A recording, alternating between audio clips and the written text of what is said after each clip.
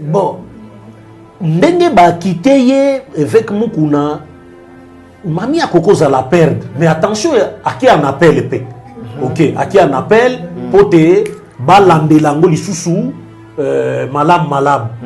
Parce que à moni façon tribunal ya Gombe sali, à moni ango penda malam te zali juste été.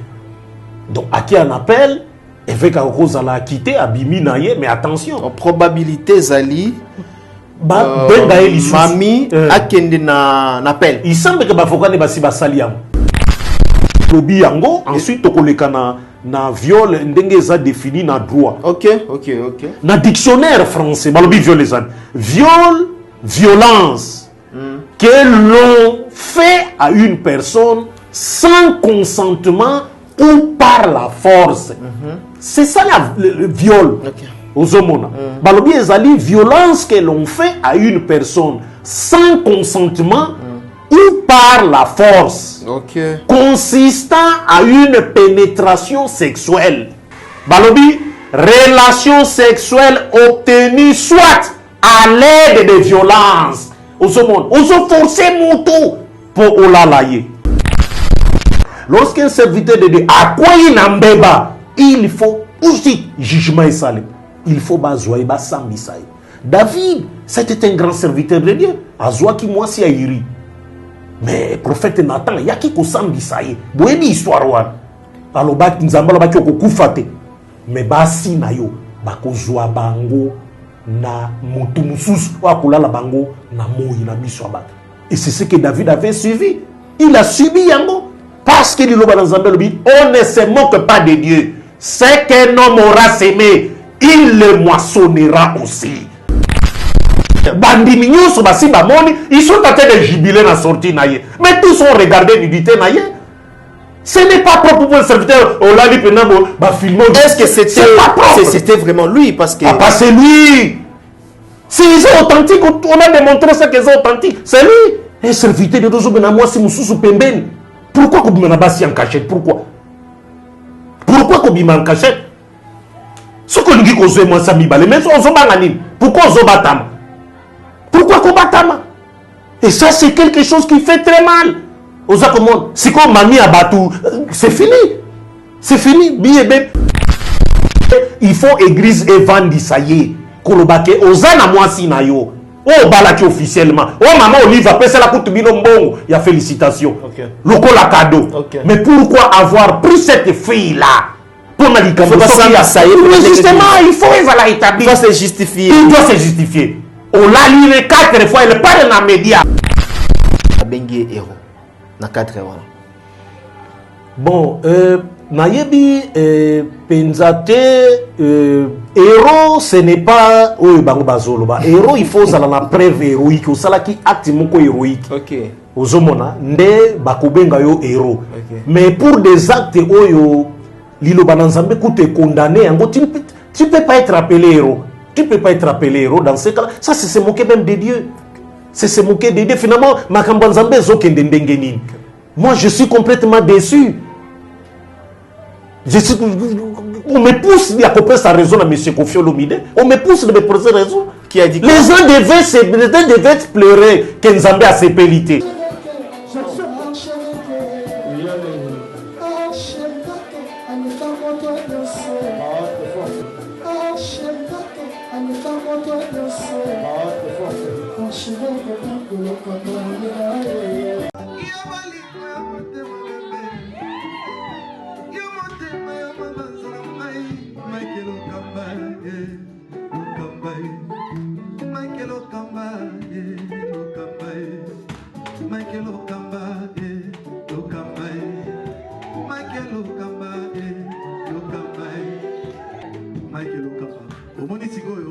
L'artiste, c'est l'improvisation.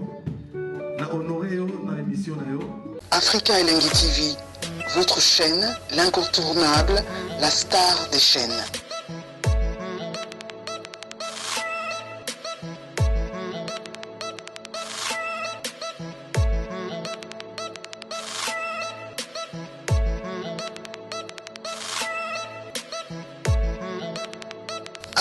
Africa Elengi TV, la magie de l'info.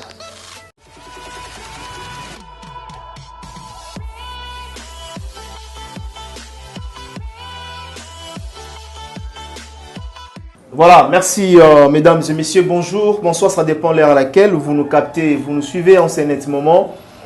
Un peu partout à travers le monde, nous sommes sur nos antennes 3W.Africa Elengi TV. Comme vous le savez, cette émission a été toujours conçue par vous, émission Oyo, et puis ça ramène une information à la in. Cette fois-ci, nous allons recevoir notre invité avec qui nous allons tout parler sauf rien.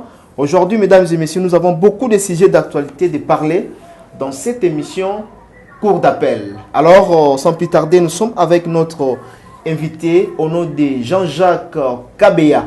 Au Tokosolo la naye topesa makalisi na biso na maetali ya politique acquittement d'évêque pasteur Mukuna au ezalaki lobi to monaki comment est-ce que ACK Mobimba ekendaki koyamba pe ba fetaki na acquittement ya mentor na bango. Et nous allons parler aussi de la plainte contre le président honoraire Joseph Kabila Kabange. Nani a déposé plainte contre le président honoraire Joseph Kabila Kabange. Nous avons beaucoup de sujets de parler ici dans cette émission. Avant tout, je dis bonjour à mon invité. Bonjour Jean-Jacques Kabea. Bonjour Ndekonanga Mike Lukam. Bonne santé. Santé, ça au rythme du pays. Ah, toujours. Ça va.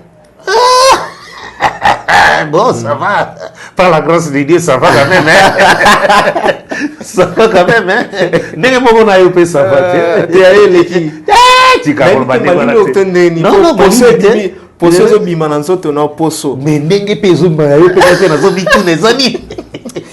Voilà.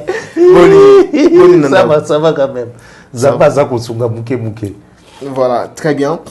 Avant de démarrer d'abord l'émission Nabiso, j'aimerais c'est que nous Raymond na bandeko basi occasion de Talabiso. Et ça a toujours plaisir pour Nangai na répondre à l'invitation na Africa Elengi ni tuna no ezalaka motuna surtout na Italie makamo ezoleka na église na biso église de réveil au Congo ezaleka na mboka donc nazalaka beaucoup plus na esengwa koya pour na okaka suite ba interrompre belé ba bengaka pour na continuer kozwa ba précision ezala na Cape Town ezala na Grande-Bretagne na Canada, États-Unis, Suisse, Norvège et Suisse et pardon Suède et presque à travers le monde entier voir na Congo Brazzaville awa Pointe-Noire na mona ke belé na ba Lubumbashi, Goma, Bukavu. Tout à fait. Dans la province, il y a la République démocratique du Congo. Dans la surpris à comment na bango kobenga koloba. Na pesi bino mbote bisika millions zobozali. Naza mombu na bino, naza disposé pour na ko partager na bino ba suggestion, ba critique na bino pa na ngai na kipakate na yambaka. Donc c'est un plaisir na ko souhaiter un joyeux anniversaire na une jeune fille Bastille Missia na Suisse.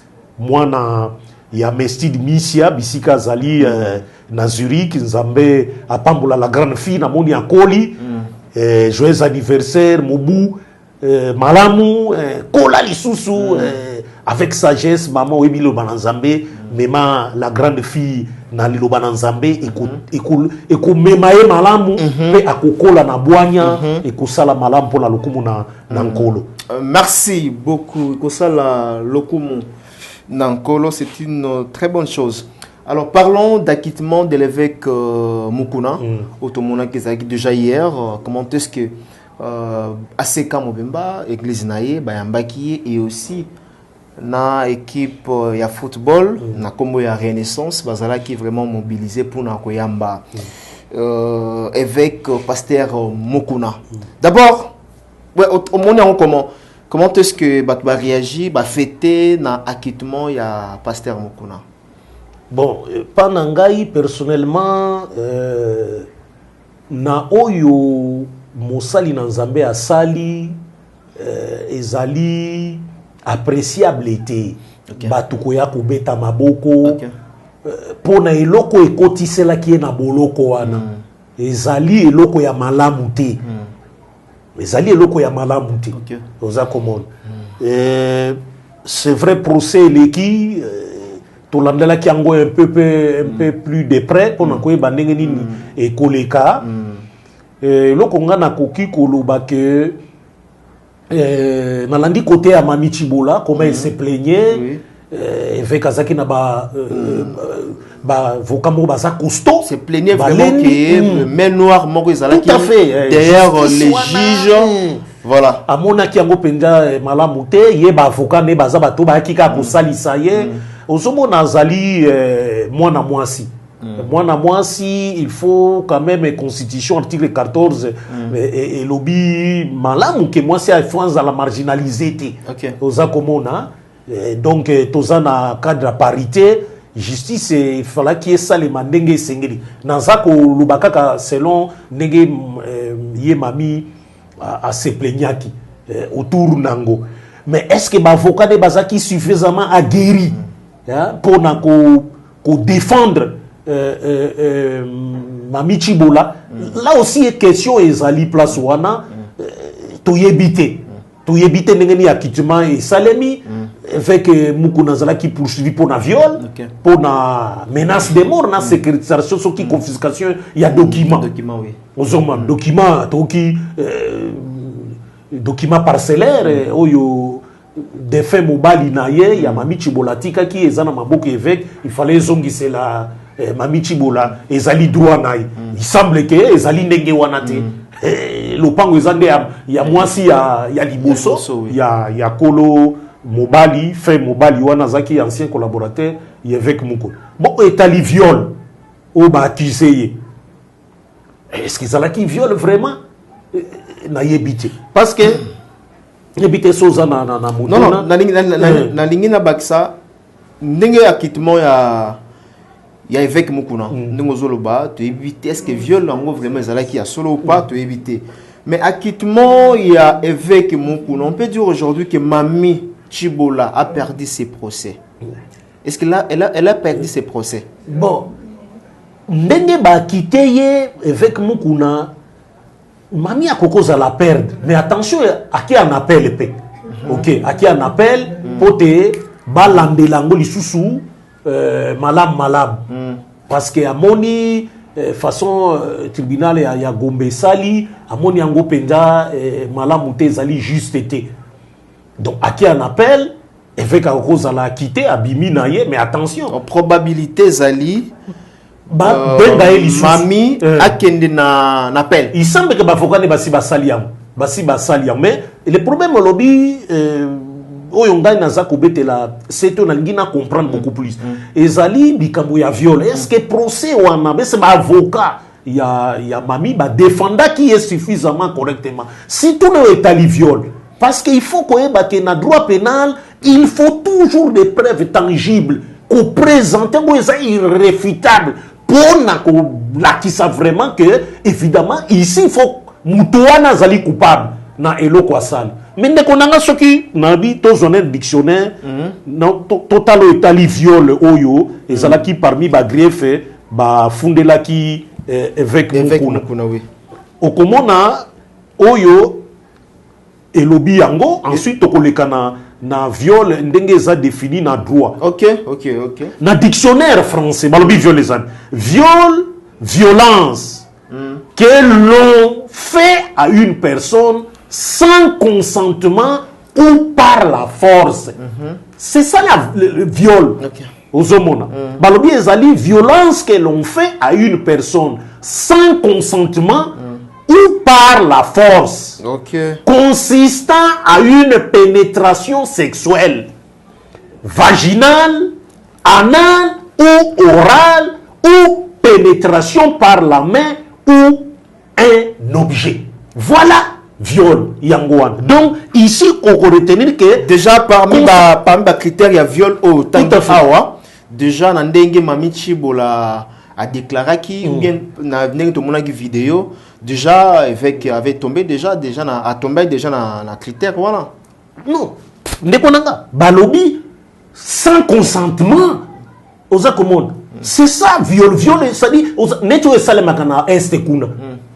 Ba militaire, il y a ba force négative, ba ye ba koti ba na basi, na bilanga ba vi bango, ba violer bango et puis batiki bango bakei ozomona sans consentement avec force nde basali yango acte sexuel on et puis bakini et ça n'a qu'à une seule fois na moitié et puis bakini. Est-ce que le viol de Mami Chiboula est ça qui viole moko avec consentement? Mais en tout cas déjà nenge na yokaki alobi basi babimane 4 fois par force oui 4 fois babimana donc il y a un consentement. Attention aux hommes. Alors une fois bimela ki na munduki mokolo abimela ki na munduki wana c'est là où des violences linga ke déplacer yefala ki azuango lokola élément ya ko présenter ngo ke atia ki ngai munduki oza komona atia ki ngai munduki si mabimisi nga bilamba alali ngai ozomona. Mais le fait qu'il y a un kango et puis une fois, 2 fois, 3 fois, 4 fois, il y a une vidéo na WhatsApp, en tout cas, ils ont clarté. Mais tu as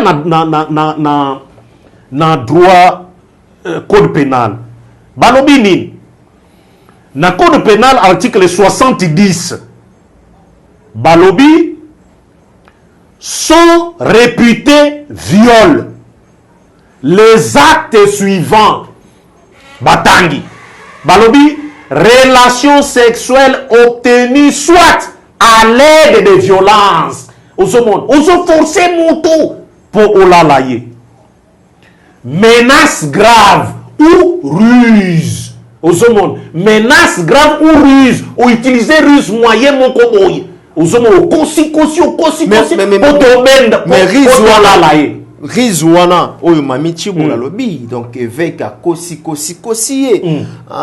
c'est-à-dire jouer na esprit na ye 4 fois mais oui Rizwana zolo ba 4 fois na repesa mu kanda na repesa document no yaka lobby ba tie cacheté par exemple ba tie cacheté lobby zonga kuna ikendaki na ministère boyo zokosa mu en même temps bazola la yo attention de konanga Mike en même temps bazola la yo attention. Il faut seulement une fois bazuyo na kolala na ruse et obtenir gain de cause. Attention.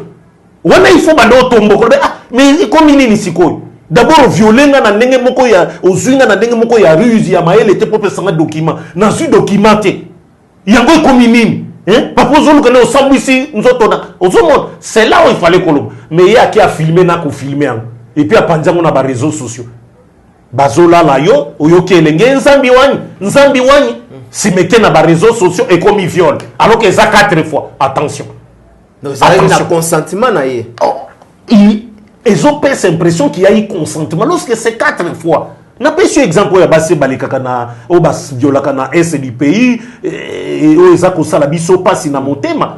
Ces femmes-là, docteur Mukwege Topé Simbote en passant, prix Nobel, fierté, il y a des Congolais, prix Nobel.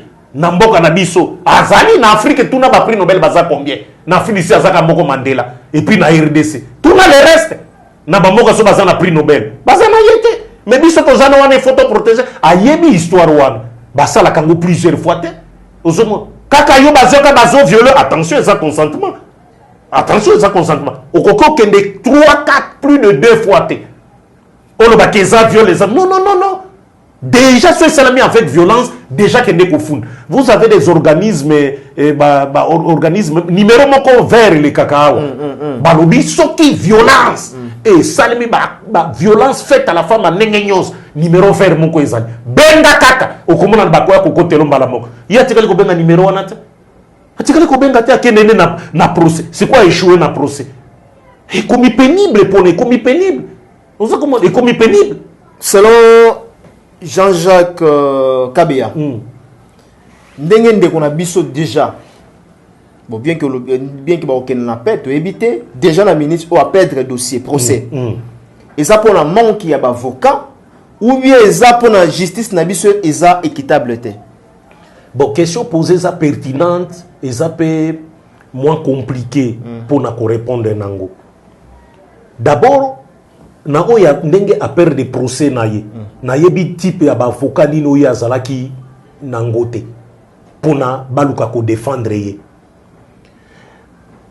eloko ya liboso na lobi yango na eloko ya mibale est-ce que vraiment Mami Chiboula sengela ki amema yango na justice et lokoana. Et c'est là qui était parce que est-ce que déjà là qui vraiment na allure bango bazwaki. Oui. Parce que moni ndenge ezobima ndeko nanga mati. Ezobima lokola ba jeune fille qui ça soto ebi belé awo.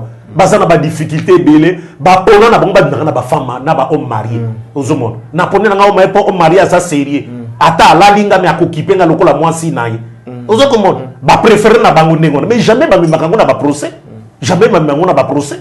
Ozomona ezalaka consentement na bango. Kobima avec un homme marié, azana mutukane, azana mwasi na zabana, azana bambongo na ye, ngana zala mwa makangu ne mwa deuxième. Bango normal. Bango bazomona ngo normal. Ozokomona. Mami, à l'aise. Tout à fait. Bakipé. Justement, azako lande avec mukona pona document to pona mbongo. Pourquoi landi avec mpo besoin bima na ye? Yo so poursuivre eloko moko. Oso obtenir yangote. Oketi na confirmer acte sexuel wana. Bo publier dans les réseaux sociaux. Mais bo kangisi li sous ngo avec mukona. Ce qui peut avec mukona pe alobi abalu sa procès. Pour na codifier parce que acte wana ça acte intime. Il était diffusé avec la babote là qui est téléphone des bateaux. Mais justement mais pourquoi kasi filma ki yango? Effectivement ko tombokango. As considère que le kola mwasi na ye toté. Et comment ki lokola ki makango moko? Elle sait comme lokola ki makango. Ça le lokola bino na kati ya voiture. Et ke ko bima libanda. Et fait kamoni yango. Mais akokipe ko tomboka bino mais comment eloko et ke ko bima boy? Parce que ces relations intimes elles ont la publicité. Elles ont toujours caché. Bino mo bimisi yango polele. Attention avec ta ko balu sapé likamango ndenge ko zalana. Donc il y a un problème moko sérieux na côté wana. Pour Mami Tchibol. Est-ce qu'il a fallu qu'on me mango vraiment? Na posto il fallait qu'on nous procédure moussous. Azana ba difficulté na zao kenene Dubaï, ba difficulté kokoma, il faut sali sa famille. Mbala moko aboulé kaka ah non, lopango mobile nanga satika ki et que ko bima lisusu, makamu misusu wan. Il a fallu qu'on trouve peut-être un arrangement ndenge moussous. Ozomon. Auprès peut-être il y a effet général na so comprendre pourquoi yo ça sert à seka. Vous avez des problèmes avec votre pasteur. Mais basage bazali incorrect si apôtre Paul lobi yango basage bako zuani kamboana bako traiter yango na kati église et non pas et pas ba pagano. Aluka des sage mo simbate pasteur ya église Mangembo. Mami Tchibola tangi bato belé oyi aluka ki mais ça n'a pas pu tenir. Est-ce qu'il fallait suka kasika na nini na procès ndenge wan siko procès a échoué presque. Que va-t-elle faire maintenant? Donc il a fallu beaucoup de sagesse pour na koeba ndenge nini ko kumba dossier yango na avec mukuna lorsque bossi bobimi déjà 4 fois ozomo et commis consentement al na code pénal nengono kwa kokoya et que ça la difficile sikoy pour na ko présenter preuve moko tangible article 170 yango na code pénal na tangeleo est-ce que Zaka Mami Tchibola je ne pense pas parce que ba quitter avec mukuna. Donc, et que c'est très difficile. Moi, il faut réfléchir 10 000 fois pour trouver une solution. Parce que pour présenter preuve, il y a viol et que c'est très difficile. Selon l'article 170, on a définir dans dictionnaire français. Voilà, merci beaucoup. Après son acquittement, que ferait-il, pasteur Mukuna? Il va continuer toujours à prêcher. Est-ce que ça est sous crédible na misu ya batu? Est-ce que ça est crédible na corps du Christ? JJK. Ça aussi c'est une question moko ezali motu ya mingi. Un serviteur de Dieu ba senga kaye surtout aye ba kobattre la conduite na ye. Apôtre Paul a payé très bien Timothée. Vous avez les lettres de Timothée là, Timothée, surtout dans 2 Timothée. Chapitre, vous verrez ce que l'apôtre Paul a zali koyebisa Timothée. Ndenge serviteur de Dieu esengeli atambola. Na droiture, azali moboko ya liloba na Nzambe. Asala eloko moko te za contraire na liloba wana. Lorsqu'un serviteur de Dieu a quoi il n'embeba, il faut aussi jugement et salut. Il faut bazoyer basambisaï. David, c'était un grand serviteur de Dieu. Azoa qui moi si airi. Mais prophète Nathan, ya ki ko sambisaï. Boyebi histoire wan. Alors ba nzambala ba ki ko kufate. Mais basi na yo ba ko zwa bango na mutu mususu wa kulala bango na moyi na biso abata. Et c'est ce que David avait suivi. Il a subi Yango. Parce qu'il dit, on ne se moque pas de Dieu. C'est qu'un homme aura semé, il le moissonnera aussi. Ce qui est ici, il faut se tomber. L'église du Seigneur, et cette église, il y a ordre. Il faut que responsable de l'église de réveil, benga évêque, toi ya ACK, toi plateforme bango, ba convoquer, ba vendisser, ba juger. Pour na elo qu'on a et ça li tache d'huile. Donc il faut pas juger pasteur Mokuna. Il faut pas juger ça li tache d'huile. Tout à fait. Il faut pas, je pense que la vidéo n'est pas circulée car. Très bien. Au monde. Très bien. Bandi mignon sur basi bamoni, ils sont en train de jubiler dans la sortie naïe. Mais tous ont regardé l'unité naïe. Ce n'est pas propre pour le serviteur. Oh là, les pénamos, bah filmons. Est-ce que c'était vraiment lui parce que. Ah, pas c'est lui. S'ils sont authentiques, on a démontré ça qu'ils sont authentiques. C'est lui. Comment on peut qu'on y ait un fait tangible le Koloana et le qui n'a pas ressources. Tous les experts en matière, il y a 3D, il y a vidéo, ont attesté que c'est la vérité. Et ça, l'itache lui. Un tel serviteur ne doit pas se présenter dans Miss Soussiabat sans qu'il soit jugé, non. Ils font qu'on l'écarte. Il faut azala. Bah vandi c'est bah sambi c'est à vandi. À vandi naba. À bandeli à zéro. Bah tu m'sou baza côté pas lui. À vandi n'est pas na zota la zolande la sco très bien. Il demande pardon à peuple de Dieu pour cet acte-là. À ce qui n'a moins sinaye, félicitations quand même à moins sinaye, qui ne parle pas à Tikalikimia. À ce moment-ci qu'il faut dire qu'on y noie. Un serviteur de deux hommes à moi si moussou pemben. Pourquoi qu'on m'a bassi en cachette? Pourquoi? Pourquoi qu'on m'a en cachette? Ce qu'on dit qu'on se moi ça m'ibale, mais on se banganine. Pourquoi on se batama? Pourquoi qu'on batama? Et ça c'est quelque chose qui fait très mal. Aux accommodements. Si qu'on m'a mis à Batou, c'est fini. C'est fini. Il y a un moutoiseau qui déjà mobile moussou sur les États-Unis. Vous voyez, mon c'est quoi erreur de peuple naïe? Andimi qu'on en évêque pour na bambongo naïe. Et voilà maintenant comment Asuki. Évêque a commis à quitter moi si on a le bossa koboya yete. Ça c'est donc il faut église évangile ça y est. Kolobake ozana moi si na yo.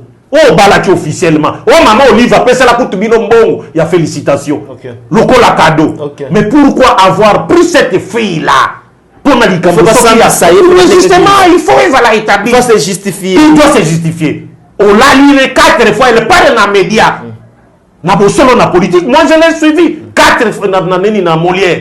Parce que toutes les questions, oh, bimane 5 fois, 4 fois. Mais c'est 4 fois, c'est beaucoup. C'est beaucoup, mais c'est ça où j'ai dit il y a eu consentement. Donc, et ça qui bolingo nabino, il faut juger pourquoi il y a serviteur de Dieu.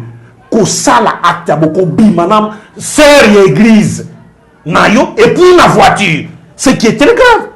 Na 4 voitures. Donc, puis on serviteur de Ozaki na makang, au église et habité. Et c'est très grave. Ça dit ça, ça va passer le lot, bimagana. Mais c'est très grave. Mais c'est pas correct. Bah comment vous banga le hôtel, bah caméra cachée zali. Mais quid il est tête à part. Tout ce que tu fais en catimine apparaîtra un jour. Makambo nzambe zandingwa. Au moins un serviteur de natangelo article moko rapidement ni verset moko na Bible. Très rapidement c'est que Jean dit. Le boss Eric Mandala a sauté à la biso depuis Kinshasa, te PC Bambote, les docteurs des ignorants, Eric Mandala. Donc merci à vous. Il y a eloko moko Chris Alobi awa. Alobi celui qui est la vérité ne vient pas à la lumière de peur que ses œuvres soient dévoilées. Alobi yango. Ozobona na sali ko loko écriture yango awa na Jean combien?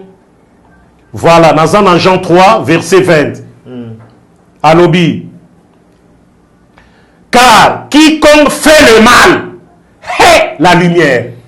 Alinga lumière te muto salama bien akoya na Paul était ozomon et ne vient pas à la lumière de peur que ses œuvres ne soient dévoilées.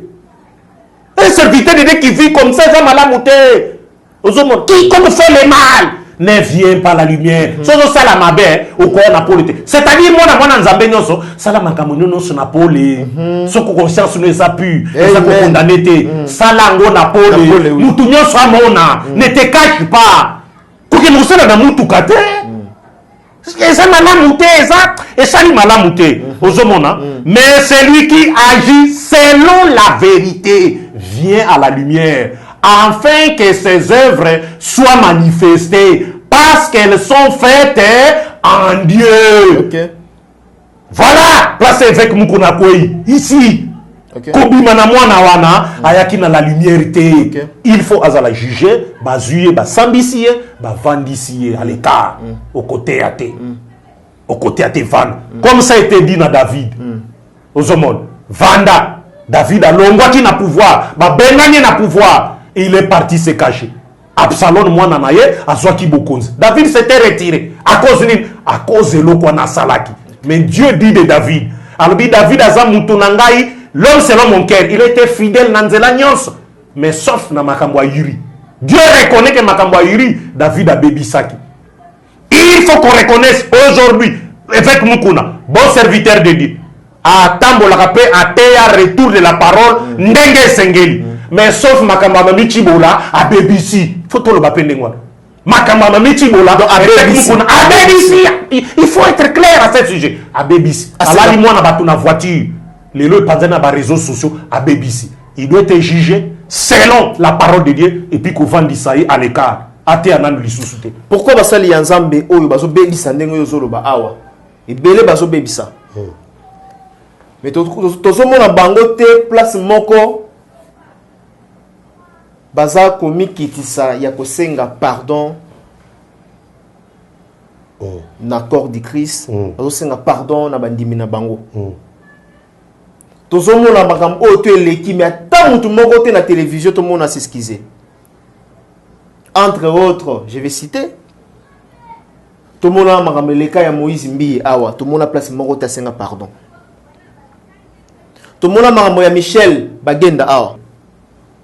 Alors, est-ce que Mukuna a roulé capena na liboso ya batonyo surtout pour na kosenga? D'abord pardon, il faut que et puis pardon aux autres ya ba mai kalamba ils ont pardon te que oh andimi makambo ya salaki ezaka ke no kosenga pardon ne bat bazoloba ozo reconnaître le côté or pardon va se justifier raté. Vrai ou faux? Non, ce que tu dis est juste. Voilà.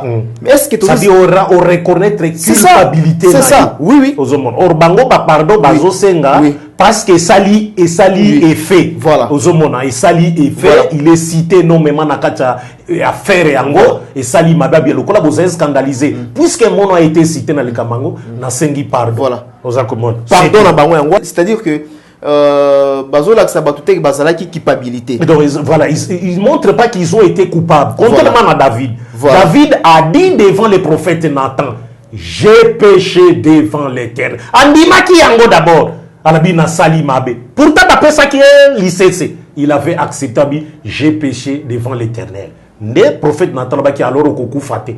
Parce que zalaki vraiment obligé à koufa. Sanchez qui vraiment koufa. Mais Nzambe okela ki mawa parce qu'il avait demandé pardon. Mais sentence et quoi là qui est malgré yango parce que Nzambe c'est comme ça. À côté kayo mais lokola mibeko ne zali mibeko c'est que non m'aura semé. Il le mentionnera aussi alors et l'anda qui est ensuite. Voilà, il y a un message qui nous parvient depuis quelque part donc Balobi nos quatre héros congolais sont les plus combattus, mais jamais abattus. Bati Libiso, pasteur Moïse Mbiye, pasteur Mike Kalambaye, évêque Mukuna, frère Michel Bagenda. C'est-à-dire que l'équipe Marambe Belé, Babimba héros. C'est vrai? Bon, nayebi penzate parce que na makambo nzambe il faut éviter le fanatisme. Éviter héros ya mitakala ou bien héros ya nini. Bon, nayebi la question est peut-être il n'y a pas de questions d'ailleurs à ces sujets. Namoni azako kopé sandé ba compliment. Nous on veut des questions. Nous on veut des questions. Et loko wana na éviter s'il faut répondre nani parce qu'il n'y a pas de questions. Na éviter s'il faut qu'on réponde parce que tu sais na makambo mukuna il parle na makambo ya banani donc ça tout voilà parce que moi puis moi mukena na loko ya sali. On peut dire aujourd'hui que ndenge batu baloba ki mukuna soka kotaki prison injustement la bengue héros na 4 ans. Bon nayebi penzate héros ce n'est pas oyo bango bazoloba héros il faut zala na preuve héroïque osalaki acte moko héroïque. OK. Ozomona nde bakobenga yo héros. Okay. Mais pour des actes oyo liloba na Nzambe kute condamné yango tu peux pas être appelé héros. Tu peux pas être appelé héros dans ce cas-là. Ça c'est se moquer même de Dieu. C'est se moquer de Dieu. Finalement makambo Nzambe zokende ndenge nini. Moi je suis complètement déçu. On me pousse à couper sa raison à M. Kofi Olomide. On me pousse de me poser raison. Qui a dit quoi? Les gens devaient pleurer que Nzambe a sépélité. Sépélité. Quelque part, Jacques Alobi, tolela pona masumu nabiso, tolela pona masumu nabiso. Quelque part, j'ai lamentation Jérémie Alobi, tango baza ko niata, droit ya mutu ya mobola. Nzambe azali komona te. Est-ce que Dieu ne voit pas ndenge baza ko niata pourquoi l'homme vivant se plaindrait-il que chacun se plaigne pour ses propres péchés? Tout ça basumu qu'il faut te reconnaître ango. Jacques Alobi, tole la pona masumu na biso, tole la pona masumu na biso. Nous ne pouvons pas nous réjouir na mabete aux akosal. Vous ne pouvez pas, c'est plus l'église ça. C'est plus l'église. Nous devons apprendre à reconnaître mabete na biso et à pleurer comme kekolo to sumuki devant yo. To sumuki devant. Nazo mona prophète de l'île Sazoleka, mais azolo bango na ndenge ya mabe. OK. C'est comme si il prend ça pour un jeu. Et si c'est pas correct. On se commande, c'est pas correct. Pour la devant Nzambe, mais ça m'a séquité. Nzambe a tindi Jonas na Ninive. Nazo détruit mboka pour na Ninouan. Il n'est même pas arrivé auprès du roi. C'est le roi même qui avait compris, mais ça dit, tol babo konzi na biso nyonso wana. Tol longolango tola tasaki. OK. To tia cendre, to vanda nase. Tol le Nzambe. Qui ne dit pas qu'à la biso mawa. Il y a des procédures qu'on a collé les pas en Nzambe. Ne nous glorifions pas pour la bêtise et autres dans l'église, c'est malheureux. Et c'est triste ce qui se passe et ce qui se dit dans les réseaux sociaux. C'est pas bon. OK. Au salimbe, reconnaître Mbeba. Ça ne sert à rien de combattre un héros. Quel héros? Quel acte héroïque a sali à Ningona? À sauver Nan? Et à sauver nous tout. Au contraire, on a péché. Tosali mabe, tosali masum, et ebani na miso abato. Humiliez-vous sous la main puissante de l'Éternel, et il vous élèvera au temps convenable. C'est pas bon, c'est pas bon. Je suis vanté en train de regretter complètement ma cambozo le cadégri, ça fait honte. Voilà, ça fait honte. Ils doivent apprendre à se taire. Ça fait vraiment très honte. Et assimiler devant l'Éternel. Très bien. Parce que le lobby moko très important. Dengue marambouyama bezo les kana église des réveils. Aujourd'hui, Église des réveils vient de suspendre Soni Kafuta. Jean-Jacques Kabeya, nous bien très bien avec maman Bézoli qu'en Église des réveils. Qu'est-ce qui se passe? Tout le monde le lot Soni Kafuta. Bazoli n'a pas suspendre. Oh le lot azoboya. Qu'est-ce que vous en pensez? Natangela ko écriture moko yelinga lisusu awa. Oui. Nanza mutu alibosote a ko regretter peu ko kasoni. Mais apôtre Paul na 1 Corinthiens 6 verset 4 ti na 5 alobango. Alobi quand donc vous avez des différends pour les choses de cette vie. C'est très malheureux ce qui se passe dans l'église de réveil, c'est très malheureux. Quand donc vous avez des différends pour les choses de cette vie makambo assez. C'est malheureux.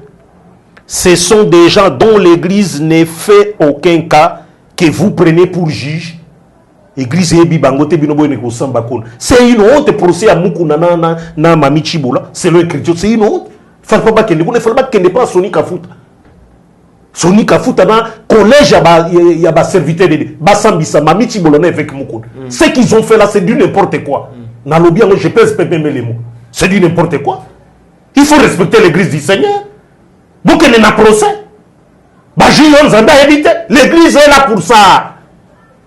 C'est vraiment une honte. Et Abaki Siabi, je l'ai dit à votre honte. Ça, c'est l'apôtre Paul qui parle. Voilà un vrai serviteur de Dieu. Et ça, je l'ai dit à votre honte. Ainsi, n'y a-t-il pas parmi vous un seul message qui puisse prononcer entre ses frères.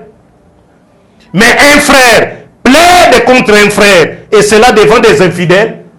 C'est malheureux ce qui se passe aux hommes. Pas un seul message. N'église réveille. Pas un seul. Qu'on vend, qu'on benda bango avec Mukuna, qu'on vend d'Issaïe, na mami Chibola. Yo, ça pasteur na yo. Comment toi ici tu peux avoir le courage? Il y a Moutou à l'alina yo 4 fois. Ok, mais comme même un procès à Libanda, na ba juge à Mokelon Zamba évité. De te faire ridiculiser ton pasteur. Pour la makamba document. Et puis yo avec Mukuna. C'est malheureux. Ozana mwasi na yo, na bana mikolo. Ozobi man cachette na moi no ok, on l'a leti na kacha voiture. Tu penses que Dieu est content? C'est ça la parole de Dieu. Le retour à la parole de Dieu, yo zakote, c'est ça. Yakobi mana moi non yo. Mais tu te fais réfléchir 1000 fois, Dieu n'est pas content. Alors tu vas subir les conséquences na eloko sale. Parce que Dieu n'acceptera pas ça. Vous lisez sa parole. Tous les serviteurs de Deba Salambeba. Moïse m'a dit c'est bétan zété. Une seule fois. Abeti 2 fois na kanda. Zambargo sukeliao. Au côté sous la terre promise. Soukao. Yona Aaron, Boussoukiao. Vous n'allez plus continuer. Voilà Dieu. Je juge selon la justice. Fais ça la manenge wana. Mais ça les manenge moussousoute.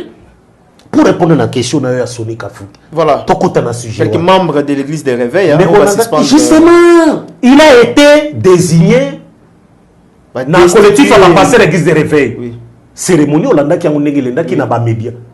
Évêque Kankenza, qui était le cola éternel, évêque général, Andima qui concédé. Il y avait aussi des plaintes. Azo Mabé, on a donné l'argent par Raïs. $2500 pour batonga siège na bango na yolo. On a cru que bakotombola immeuble moulaï. Allez-y voir le Konimezawan. Où est parti tout l'argent que les Raïs avait donné? Toyebite. Sous Kankenza. Ils ont eu l'argent de l'île si Azolo Balere Bamoussous Bazakwanga a pensé Bambongote. Mais ça c'est de l'escroquerie. Il y a habité. Toi serviteur de Dieu, Raïs a payé $100 000. Tu as ça dans la poche. Et il y a une église au tchèque qui tombe. Ça m'a bon ça. 10 000 comme ça Zamba toi tu as déjà 100 000 dans la poche. Et tu viens encore rançonner la pauvre population. Ça c'est ça de l'escroquerie. Nadroit il faut c'est escroquer le peuple de Dieu. On a 100 000 kabela, $50. Nous avons des difficultés chez nous à la maison. Exploitation de l'homme par mais justement, yo serviteur de Dieu, tu mets ça en pause et puis qui tourne à ma bonzana dim, puis aux hommes de la pona bango. C'est pas bon, c'est pas bon. On a décrié tout ça. Bambongo, Babiloko, nous salukuto on a décrié. Ok. Kankenza moi nambo alobi ok. Lokola bolinginga lisute. À chaque fois Kankenza wana, moi il m'a déjà accordé une interview. Ndi nazole kabo bale kisanga pa maye, il reconnaîtra. Kazare matindanga kuna. Je lui ai posé ma question dans ma cambo église de réveil. Quand 15 mois nambo évêque général a fait ça qui n'a pas réponse. Ce qui n'a pas aussi baye bisaye. A fait ça qui n'a pas réponse claire. Dans le bac où est des ordres dans la église de réveil. OK. On a décrié ça. Pourtant, hier n'a qu'à déjà avant. Bango basaki ko zongi 54. Te mutumusu sazate finalement, tu es comme on a mon général Soni Kafuta Azur élève. Azako continue, on se rappeler Tolobaki Awa, il faut la conférence et ça la l'église de réveil. Baye bako définir conduite ya sika. Il y a église de réveil. Okay. Basa la nenge apôtre Paul a sala qui na acte 20 quand il partait aux hommes accueilli na Jérusalem na Rome atiki bangolobi nzambe achaki bino évêque bodene na ebité soko permettre natangango voilà ce que pas de problème hein? OK natanga acte 20 yango oyo kandeli na pesa mbote voilà et na Alain Poupa na Frédicide Atalabiso Alain Poupa kaya musha patron na kati ya Cape Town na kati ya Frédicide Mobimba kaya musha to pesi bino vraiment Bambote, Jompoyi, donc Topesi Bino vraiment, Bambote, Place Bozali. Le temps vraiment, Jean-Jacques Kabea, je l'avais sur verset, on a le même surtout. on appelle ça déjà mbote na ba vrai. D'accord. Yanga, donc on a petit ceux qui ça déjà prêt kuna. Yo pesa na parce que déjà prêt, pesa déjà. Voilà, on a pesi mbote rapidement na Papi Boza Monzali PM Fondation na Katia Fredicide oyo bazota la biso. Jojo Mafia. Donc je vous salue partout vous êtes. Merci na Jojo Mafia et sans oublier na Kaya Moucha, Eric Mandala le patron, Eric Mandala les boss, les docteurs des ignorants. Voilà, tout ça. Tout à fait. Oui. Alors dans un acte 20 awa, dans verset 26. Apôtre Paul a convoqué l'évêque Nyonso Oye Atiaki avant Kende a sali conférence auto réclama que ça m'appelle l'église de réveil conférence ba benga ba serviteur de Dieu Nyonso ba vandi sabango ba bandenge nini église ekotam apôtre Paul a sali déjà oyayi nazana 26 c'est pourquoi je vous déclare aujourd'hui que je suis pur du sang de vous tous na habité so kankenza kolo babo car je vous ai annoncé tous les conseils de Dieu sans en rien cacher. Donc apôtre pour ebisaki bango tout na makambo abasi na makambo mbongo na makambo badimi alobaki na bombeli bino eloko mokote. Je vous ai tout dit les conseils. Ozomon na Timothée to moni ndenge apesi conseil wana.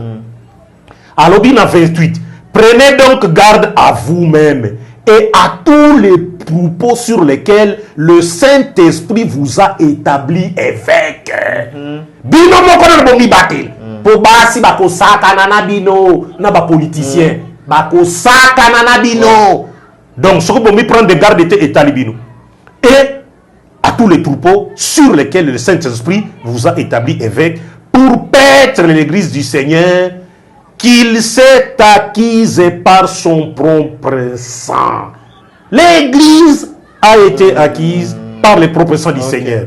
N'avenez Falobi, je sais qu'il s'étourdira parmi vous, après mon départ, des loups cruels qui n'épargneront pas les troupeaux, et qu'il s'élèvera du milieu de vous des hommes qui enseigneront des choses pernicieuses pour entraîner des disciples après eux. Veuillez donc, vous souvenant que durant 3 années, je n'ai cessé nuit et jour d'exhorter avec larmes chacun de vous. Voilà biloko biso to senga pesa na église de réveil. Ba convoquer bango nyonso. Ba talindenge église de réveil. Raïsa pesi bango bambongo. Ils se sont amusés na mbongo wana. Ils savent. Le jugement de Dieu vient. Ba kende ba présenter bambongo Raïsa pesi on pas nzambe. Les là tozana no bien mais attention. Quand Dieu agit, batu ba bosana. Tango sio bosano sio sali balar na yo, ba mitu ka banin, okanisi okoki. Maintenant Dieu descend. C'est comme ça que jugement est comme l'a dit David. David a dit moi si abatu. Avant ni naye, avant ni me très bien. Nathan yepe. Nathan boni, osa bien. Na bombela comme quelque chose, olobini. Tango Nathan bimi 600. David a bosana kina. Voilà comment le jugement va tomber chez beaucoup de serviteurs de Dieu. Mukoloka bakobo sana, basi ba vandine esengo. Dieu maintenant vient frappe. Parce que c'est son église. Batouya koufelaki. Bino bozo sakana na bango, Dieu n'est pas content. Na répondre à la question rapidement parce que réalisateur azor batan et comitant to komi na souk. Ngai na mituni. On voit des serviteurs de Dieu qui passent dans la télévision. Sonika Futa Zali destitué de ses fonctions. Pour organiser l'Assemblée Générale. Kakayango, il faut être sérieux. Maintenant, Sonika Futa a salipé point de presse. Mikolope, moi je dis Sonika Futa ma façon à Zoloba. Ezobangi Sabiso. Ozomon. Ezobangi Sabiso. Moi, likamomoko na okike ono makamba Swahili na baluba. Ote yoko diriger baluba te pouvoir de ça baluba. Yoza Muswahili. Ah bon? Et puis ba tribu yango na kankenza. Mutalobaki yango. Des grégaires entre serviteurs de Dieu pour la leadership. Beaucoup ici makamba tribalisme na kati. Mais c'est très grave. Sonika Futa na point de presse ça a évoqué moi kuba moko boy moi coup d'état moko ba serviteur de Dieu moko arabiku to écarté bango. Yena bango c'est fini, plus de relations. Ah c'est très grave. Les serviteurs de Dieu qui prononcent maloba ndenge wana relation ezali soutenir bango donc inimitié et koti. kaka ndenge mutuno Félix Oazé kwa mukwa bongo que je salue en passant pour ambaye 4 fois na raga FM na bisika zali na PC Mbote na SDAC na PCP Mbote poto solakane azana Bruxelles les musiciens intellectuels na PC Mbote pour na bike to soloke belele lo no baki na kobosa na te mutuno Oazé ko lo baki nini yena mutune kofi ba ko solola te kaka ndenge Satan na Nzambe soki ba ko ndenge ba ko solola to moni net on dirait Sony pa na makambo wana a écarté bango, a effacé bango. Okay. Plus de contact, plus de relations na bango. Et puis à bimate. Ndeko nanga ndenge bitumbe bandi boy. Oyebi classe auto tanganga na yo na 3e il y a eu ce qu'on appelait na époque médiévale les querelles des investitures. 2 papes bakomaka na Rome wana, 2 papes. Pape moko azaki ko siéger na Rome, pape moko azaki ko siéger na France na Avignon. 2 papes. Pour nini pape ya liboso na Rome asalaki mutu makasa boyaki. Ba évêque musu ba tomboki. Bobi biso to ko reconnaître sous papoter na Rome te. Biso to salo ya biso. Voilà place to zoko kene. Crainte na ngangwa. Ke ba serviteur ba ma lokola ya boy koste ko yoka biso to pesi. Alors biso to neme évêque général mususu. To comme on a 2 évêques généraux. C'est là où la guerre va commencer. Il y a ma casse na casse église de évêque. Après évêque muku na bimi et donc voilà. Quand le lobby a illimité côté tout à fait illimité côté na quatre église de réveil ba destituer et Sony Kafout aboyi pe kobima ba koriske ko nommer mutu na bango mususu ba koma mibal. Alors c'est là la guerre va commencer, guerre ngoi kozala terrible parce que biso tozolinga que ba kuta na ba solo parce que on ne peut pas toujours avoir les mêmes gens. Nzambe abisi Moïse na Aaron, vous vous arrêtez à Pessi Josué. C'est comme ça qu'il faut. Il faut battre à Sikaba. C'est Dieu qui conduit son église. Kaka bino bato akala kana bolinga boza la kaka. Eza nini? Bopé makapé. Laissez la place aux autres. Bazali ba serviteur de bazan église. Passer à Moyo Mbayo, à Mosumbayo. Asa ba serviteur de Dieu. Ba ote ko placer ya.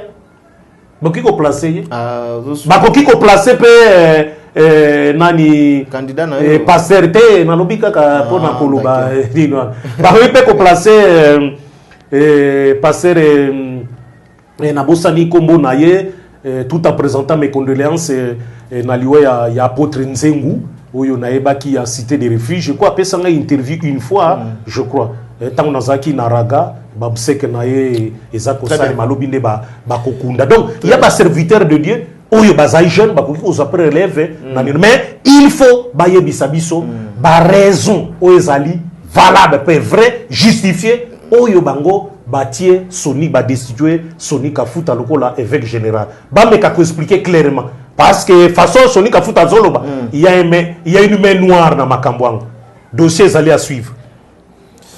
Voilà, merci beaucoup. Nous allons parler na point souka.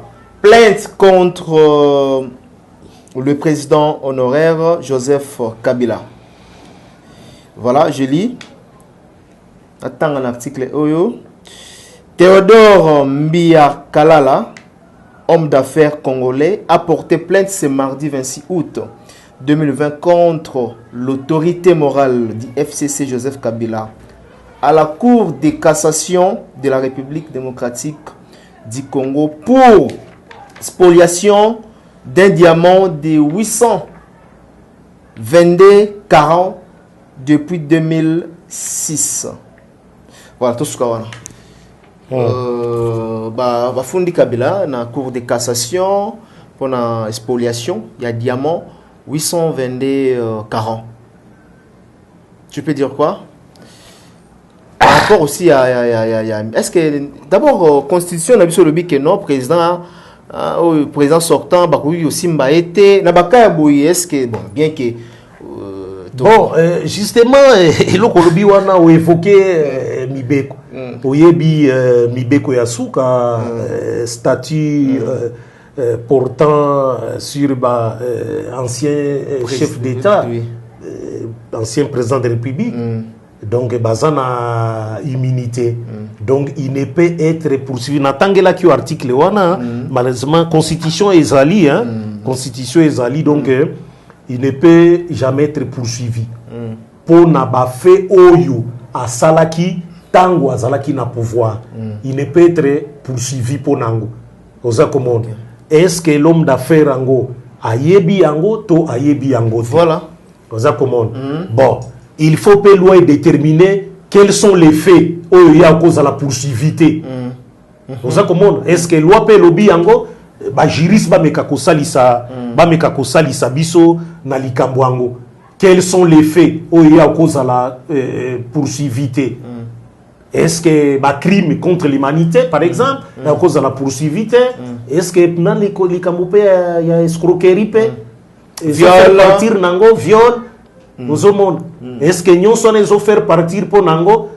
Je suppose, mais bah juriste baza mieux placé, il y a koye bisabiso likamboan. Question ganaza ko mutuna, les faits datent des accords remontés depuis 2006. Il avait tous les temps. La juridiction même internationale pour la Kolobango. Il aurait pu que ça la juridiction internationale. Ils en effet, tu penses? Ils en effet. Mais peut-être. Aux Akomon, qui va escroquer diamant naïe. Aux Akomon, Ngoyi Kassanji, Oyaye Salamaki à l'époque il y a musée, Tomoni Nenge Silaki. Lui peut aussi c'était plein que escroquer ceux qui 40 et ceux qui a diamant ceux qui combien 822 arrangement na ebité ndenge salama ki to comme on a comme gouverneur est-ce que ça qui façon à récompenser yango na ebité mais un événement où ils a ko remonté depuis 2006 les londe bazali ko bimisa biso yango. Bon, peut-être c'est l'effet à justice, ndenge et combien indépendant, ndenge komi ko sala yango. Alors, wana to saluer yango, c'est très bien. Au lieu kokenda ko funda kana ba instance internationale, eh ben, ceux qui ba komi déjà ko penser na justice na biso, c'est que ba pesi confiance na justice na biso, contrairement na batu misusu ndenge yomoko landi a procès mami Chibula na mukuna, mami azoko se prenne que justice yango ezali partial et kateli ezaki penché en faveur ya évêque mukuna. Oza comment? Mais il y a un cours à cassation. Eh bien, est-ce qu'à cause de gain de cause? Parce que cet article-là, ils allaient protéger l'ancien président de la République. Eh bien, les juristes vont aider biso na likamboan. Bameka ba fungule la biso, potoe ba suite nango nenge zali malam. Mais et ça li bien pour les chefs d'État. Likambo ya diamant. Aux accommodes. Finalement, bah tout ba koruske kopé sa raison que Joseph Kabila Zala qui a fait un affairiste au sommet de l'État pendant 18 ans. Et qu'on risque Kobimandenge wana. Chef ne peut pas Kolanda Makababa Diama. Chef raté. Il avait le contrôle à Miba. Miba Zalaka produire Badiama. Il pouvait faire n'importe quoi. Jamais on a entendu Joseph Désiré Mobutu. Ton Joseph Kasavubu. Joseph Désiré Mobutu. Kolanda Makambuya. Pourquoi on a procès? Jamais. Peut-être que ils n'avaient pas le courage de plaider à ce sujet. Ça m'a lamouté. Et ça, les locaux m'ont lamouté pour un raïs. Quelqu'un qui apparaît dans la dernière minute, il y a un musée qui n'a esquivé en gros, Natango Naye. Mon Dieu, c'est l'époque où les gens qui pouvoir et les gars qui n'ont pas mogara, n'engagent ce que l'engagent. Mais, où il y a ici, où il déjà, 2006, les lois de Bazako Bimisango, la raison est alignée pour na Moutouana. Kobimisango lelo. Ba raison ezalini. Pourquoi lelo nde abimisi yango? Est-ce que depuis 2006 atikali ko zo gain de cause te banani bazali au courant ya affaire wana depuis 2006? Banani na entourage ya Joseph Kabila. Banani bayebi yango. Ba entourage naye banani bayebi yango. A présentaki déjà Kango auprès d'un avocat. Oyo a étouffaki yango ba à sa président de la République qui tika biloko wana. Soko memie na loko wana eko simba te olingi balia yo bakoboma yo yepe abanga bibo na van et il a attendu le moment et pour naye 2020 oyo a monique c'est le moment makamba Vital Kamerhe lekia wa procès à 100 jours à se prononcer to kamwe komona aiko présenter. Quelqu'un a posé la question na landa qui top Congo, atunaki Christian Lusakwe, non? Eh bien, qui s'appelle le Ndimi, oui. Donc, ce que tu dis, l'information précise, est exact. Apporter par exemple la cour à cassation. Voilà. Parce qu'on dit c'est les diamants naïe. Voilà. Justice c'est ça le mapon à diamant naïe. Voilà. Justice c'est ça la mapon. Mais si on va collander la Kabila, le l'ancien chef d'État. Est-ce que Félix Antoine Tshisekedi Tshilombo à céder Nalikambo. À céder Mouninga Nae, voulais-je dire. Ah, en tout cas, sinon il risque de violer puis article 1. À cause qu'il violé ancien président de la République, Azali n'a immunité, donc il ne peut jamais en aucun cas être poursuivi pour avoir fait. Oh, il Salema qui pendant Kazaki n'a fonctionné. Il ne peut jamais. Ici, il est acté déjà, si il va voter en haut, dans l'Assemblée nationale, et Tikali Ndengwan. Ça ne peut jamais être modifié. Ça ne peut jamais être modifié. Et Tikali Ndengwan. Comment il y a qu'on violé en haut l'issous? Attention, peut comme il a un peu plus tard. C'est difficile. Est-ce que faudrait-il trouver un arrangement alors dans ces cas-là? Parce que Moutango va se plaindre. Ça, diamant ailleurs. Pourquoi le président de la République est en fonction? Aucun ne benga diamant à Batou. Mais attention, les hommes au boulot. Il se plaint pour Nango. Mais qu'est-ce qu'on fait alors dans ce cas-là? Va trouver un arrangement. Va trouver un arrangement ailleurs. Va benga et c'est monsieur, mais c'est un ancien chef d'État. C'est un chef d'État, plainte Nayo et Bimibé Kondenge Zali. Vous ne pouvez jamais les poursuivre. Ah oui. Alors dans ces cas-là, qu'est-ce qu'on fait? Nous avons un arrangement. Nous avons un arrangement dans Miabe Yakato Solo. Et Biraïs, et Zanengeni, Diamango et Salaïnengeni, ceux qui sont autour du chef d'État, Aza toujours n'a pas conseillé Missoussou, peuvent conseiller. Combien peut-être les lots Kabila Ozanga au foot en habité? Non, Kabila a suffisamment de moyens. Et donc on a encore balayé à Mokutu. Ako benga edi mumuiti hapa di ezanengeni di papa sala boboyo kanane kaka faites-moi passer le Kouane aux hommes. Ce n'est pas il faut zalaka tout le temps Kabila. Le pays a besoin y a quoi avancer. Aux hommes. On n'a pas toujours besoin qu'on soit la carte de sur place. Tout ce qui évolue était couramment et ça kakate ba difficulté ba fonctionner. Le pays veut avancer s'il vous plaît. Tout kendena no liboso, to proposer ba idée, il y a des développements en bokoyo. Parce qu'apparemment, c'est le problème chez les Congolais aussi. Voilà, apparemment aujourd'hui, le pouvoir en place, comme il s'est référé quand on a Kabila. Pour avoir raison que plus tard, que non seulement que tout ça l'a quitté, c'est parce que Bouénaboué. Donc voilà, il est temps maintenant. Non seulement que tout ça l'a quitté pour régler, mais même les coalitions FCC Cage. Tous ceux qui ont été dans Kabila après 18 ans, il n'y a rien sont encore là au pouvoir. Bazuba fonctionne. Et ceux qui, en 2023, ils seront responsables. Nous, on a souhaité à ce que l'IDPS a ça le pouvoir na yeye moko. Eux, bangonyo sur la salle en 2018, bazala écarté. Bavanda batala ndenge moninga zo sale. Et ils ont été. C'est ça que les gens disent que. Mais justement, c'est ça que les gens disent que tous ceux qui ont été dans FCC, ils ont fait 18 ans dans Kabyle. Regardez où ils ont amené le pays. Mboke ke libo sauté. Alors, qui a la tête? Bien mais justement, il n'a pas fallu coalition en Salim, il n'a pas fallu. C'est quel pouvoir, même en France, c'est raté. C'est quel pays? Vous avez la Guinée, Nani, président opposant à cela, excusez-moi, 40 ans en opposition, bien que les lots, la Guinée, Conakry. Alpha Condé, il a fait 40 ans en opposition, mais quand il a pris le pouvoir, Alassane Konta Badoukou a Koufanaï.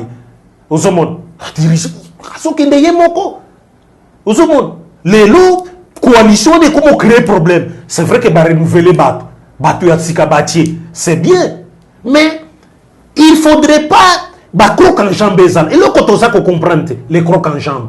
Ou ça qu'on sale en sorte que Fati, béton, d'indicer dans ma case, bon ça en coalition, travailler ensemble.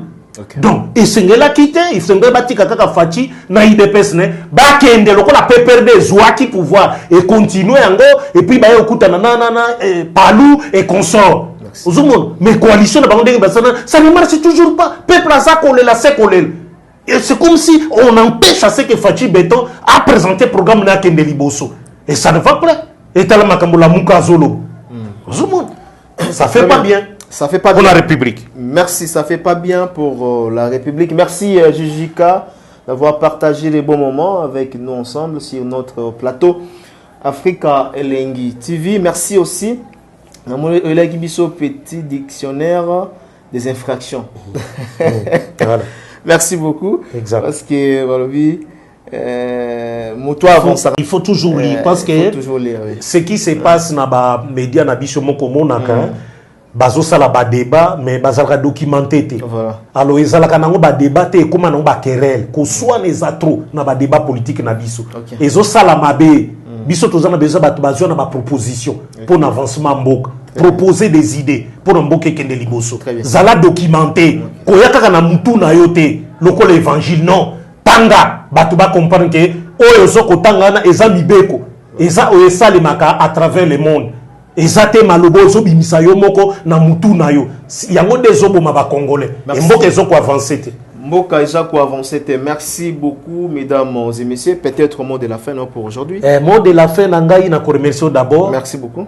Mingi na ko remercier batu mingi oyo na monaka chaque fois bazanga te ko lobela to landaki yo ba porta ba critique na moni Sylvie Ngungu azana Dallas. Joyeux anniversaire pena le petit mignon garçon Bisika Azali Mesti di Misia Mama Malamu na Bosanité anniversaire ya Bastine Misia le kaki très bien Nzamba Pambola Bino apôtre Fezia Misia la bouche autorisée na Bosanité Mama Nanga Adolphine Komesha Moudingai Nzamba Sungabino Papa Mathieu également Nzamba Zalabino Pesa Bino Makasa Batela Bana Nyonso Bakoko Nyonso na Bosanité Kimeza na Bino pe Apambola Bino Nyonso Bazali Ebele grand frère Nangaza na Bruxelles Vieux Bosch Nzamba Zalanayo Vieux Nanga na Montréal na Canada Vieux Stani Lukusa Nzamba Zalanayo Pasteur Martin Lukusa Chambouyi Bisika Zalipe Nzambe Apambolaye Pasteur ni 15 na Suède Kimia Peza la nayo baza ebele na zoluka bakombo awa mais mutu nanga tango na point na nini na Cape Town na moni silence total na comprendre te mais Kimeza la nayo évangile gratuit mutu nanga Pinto Simon naza komona silence total Yulombi Mike yeyo na tikelo pe Mike yaka pa Mike bo solo la problème ezate album na Bible ezobima bientôt et puis asali nzembo ya coronavirus kala mingi na koelo affiche na ye comme ça au monde na Londres ici kaza Yulombi un chanteur musicien yebana pe moi mingi ba confondateur moko pe na depicho pour basane de maintenant bicho donc bisika zali Magi Barwan également na bandi 14 jours et sidi Kimeza la nayo Nzambe apambola bino nyonso na nyonso bozali kosala. Merci Ndekonanga. Merci beaucoup Jijika Jean-Jacques Kabea. Nous sommes arrivés à la fin de cet entretien. Je dis merci à toutes ces personnes qui nous ont suivis du début jusqu'à la fin. Merci comme ça au Code mondial Willy Moucheni qui nous suit depuis quelque part et sans oublier au boss Eric Mandala, donc bon retour au pays, donc Eric Mandala, le docteur des ignorants. Merci pour tout et sans oublier nous allons repartir du côté de l'Afrique du Sud pour penser à Kaya Kaya Moucha, patron Nakatia Cape Town, patron Nakatia Afrique du Sud, Kaya Kaya Moucha, c'est un mboti et pas prêtre surtout. Donc voilà, merci beaucoup. Un clin d'œil spécial à toi, Alain Poupa, l'ami du King, l'ami du roi. N'apprécie vraiment Bambote Alain Poupa, côté Azali. Et nous allons retourner cette fois-ci de l'autre côté à Londres pour penser à Jojo Ngonda. Non, Jojo Ngonda à France, la taille avantageuse, Jojo Ngonda à France. Et à Londres, je vois Gauthier Mascotte, l'ingénieur de banque, l'homme idéal. C'est par ici que nous sommes arrivés à la fin. Nous bouclons cet entretien avec mon invité qui était dans nos murs Jijika Jean-Jacques Kabea. Donc voilà, on se retrouve demain ou après-demain pour un nouveau numéro. D'ici là, portez-vous bien. Au revoir.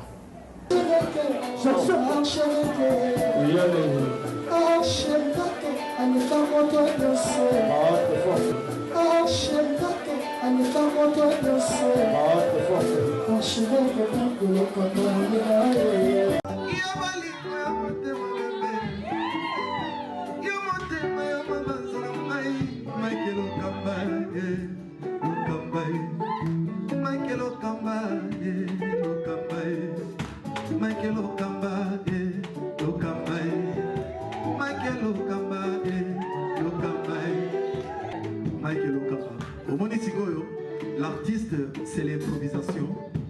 Na honoré yo, na émission na yo.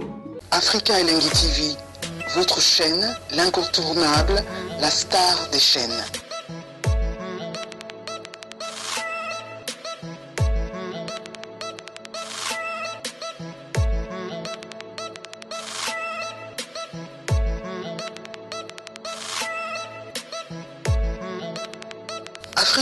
Africa Elengi TV, la magie de l'info.